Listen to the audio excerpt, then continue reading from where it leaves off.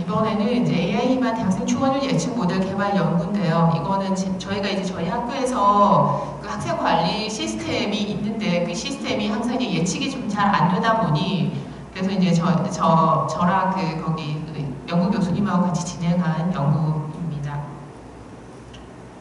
이제 재학생 충원율이라고 하는 거 여러분도 다 대학에 계시는 요즘에 대학에 계시는 특히 지방대학이나 계시는 분들은 모두 재학생 충원율이라는 것은 아주 민감한 부분이죠. 그래서 재학생 충원율은 고등교육기관이 일정 시험에 확보하고 있는 시점에 확보하고 있는 재학생 수를 정해진 정원과 비교하여 나타내는 지표이며 대학의 운영 안정성과 지속 가능성을 판단하는 핵심적인 기준입니다.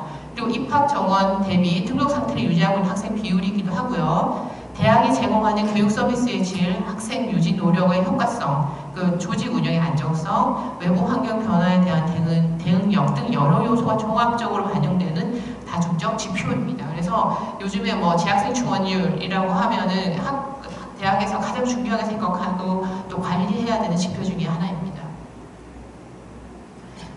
정원대 충원율은 또 재학생 중에 정원대 충원율과 정원 외 충원율로 나뉘고 있는데요. 정원대 충원율은 대학이 공식적으로 배정받은 입학 정원 대비 현재 재학생 중 재학생 학생 수를 말하고 있고요. 대학의 본래 교육 운영 구조와 가장 밀접하게 관련되어 있는 지표라고 할 수 있고, 정원의 충원율은 농어촌 특별전형 기초생활수급자 외국인 유학생 등 정원 외 선발로 입학한 학생들을 포함하여 이는 대학이 정원 내 충원 부족을 보완하기 위해 얼마나 추가적인 학생을 확보하고 있는지에 보여주는 지표입니다. 그래서 대학평가 체계, 그래서 요즘 대학평가에 재학생 충원율 개념적 위상을 더욱 강화하고 있고, 대학 기본 역량 진단에서는 신입생 충원율과 재학생 충원율을 합산한 유지 충원율을 핵심 평가 지표로 도입하고 있습니다. 그래서 대학에서는 이러한 충원율, 유지 충원율이 굉장히 중요한 지표가 되다 보니 예측하여 미리 막아보자, 이러한 개념들로 이러한 예측 모형에 대한 연구가 많이 이루어지고 있습니다. 그래서 이제 보통 이게 인공지능으로 학습을 시키려고 많이 노력을 하고 있지만, 사실은 그래서 이제 여기 여러 가지 이제 선행 연구 분석 보면 저희 연구 교수님께서 이렇게 나이브 베이지로 모형을 만들고 랜덤 포레스트로 분류 모델을 만들고 이러한 것들을 이렇게 쭉 좀 적어 주셨는데요. 사실은 저도 이번에 이제 이 연구를 진행하면서 그냥 단순 분류 외에는 힘들지 않을까라는 생각을 많이 했습니다. 왜냐하면 인공지능 학습을 시키려면 데이터가 절대적으로 사실 필요하거든요.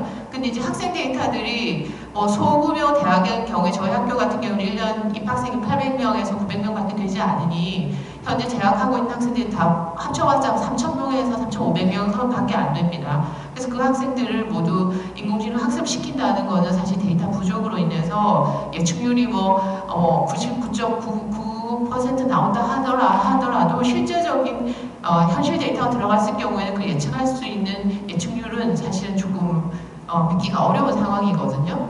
그래서 사실은 이거는 그냥 약간 인공지능에 의지하고 싶어하는 좀 그런 마음이 있는데, 실제로는 그렇게 아주 효과적일 거라고 생각은 저도 하고 있지 않습니다. 솔직히 말씀드리면. 하지만 이제 한번 예측시켜 봤습니다. 그렇지만 이제 제가 이번에 연구할 때는 그래서 이제 변수를 새롭게 만들었습니다. 무조건 이제 학적 변동에 들어있는 어떤 그런 탈적, 제적, 휴학 이런 단어들을 모아서 고위험군, 중위험군, 저위험군 이렇게 나누어서 그 특성 변수를 만들어서 분석을 하는 그런 방식을 좀 취해봤습니다. 그래서 이제 그리고 저희 학과가 아무래도 AI 정보 보안이다 보니 개인 정보는 아주 중요한 역할을 하고 있어서 학생들이라 할지라도 학번이나 지역 학생을 식별할 수 있는 부분에 대해서 이미 가명 처리를 하고 실시하였습니다.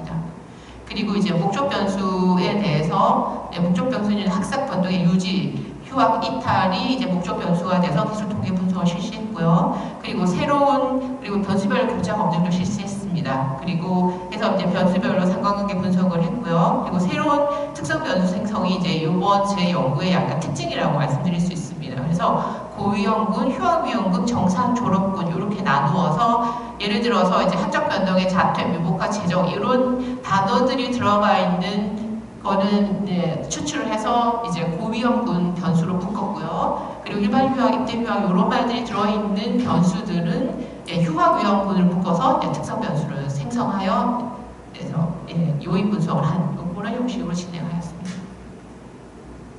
그리고 이제 여기가 이제 뭐 그 특별한 모형을 쓸 수는 없습니다. 왜냐하면은 뭐 이미 이렇게 랜덤 포레스트를 이렇게 이제 이미 분류 모델들은 학습에 많이 사용되고 있기 때문에 그래서 저는 특별히 그냥 랜덤 포레스트 인공지능신경망 XG 부스트라고 해서 선형적인 게 아니고 비선형적인 것에도 효과적으로 분류할 수 있는 모델을 선택해서 학습을 시켜보았습니다. 근데 정확률은 물론 100%가 거의 99.99에서 100%가 나올 수밖에 없습니다. 왜냐하면 그 학적 변동 자체가 휴학이니 재적이니 탈적이니 이런 말들을 다 포함하고 있기 때문에 그 포함하는 단어를 분류해서 예측을 하다 보니 예측은 100%가 될 수밖에 없습니다.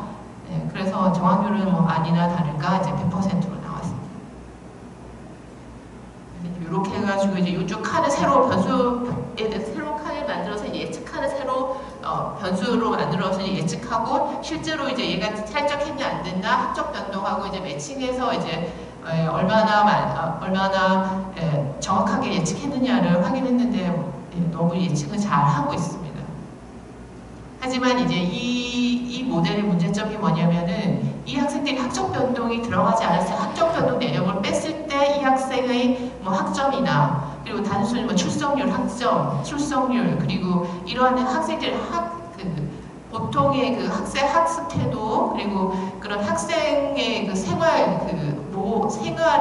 데이터가 들어갔을 때 과연 정확하게 예측할 수 있느냐라는 게 이제 문제점으로 남았습니다. 그래서 이제 100% 나오는 게 이렇게 표시를 했고요. 그래서 이제 문제점은 그래서 이제 이게 과적 합의돼서 실제 데이터가 들어갔을 때 그리고 학적 변동이라는 그 변수가 없을 때 얼마나 예측할 수 있느냐가 더 중요한 기능인 것 같아요. 그래서 앞으로 이제 이번 연도에는 학적 변동의 변수를 빼버리고 그 학생의 일반 성적, 출석, 그리고 그다음에 상담 이런 것들의 일반적인 학생 데이터를 집어넣어서 얼마나 예측할 수 있느냐로 새로운 모델을 한번 연구를 실시하려고 하고 있습니다. 그리고 이제 그 학생들이 사실은 탈적을 하는 시기, 휴학하는 시기, 그리고 이제 이런 시기들이 다 정해져 있어요. 1학년 들으면 1학기에 한다든지. 그래서 실제로는 이 탈적의 데이터들은 시계열 데이터라고도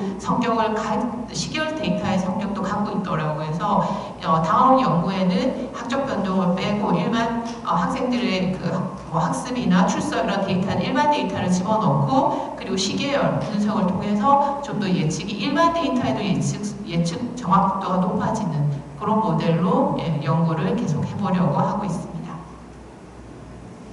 감사합니다. 여기까지.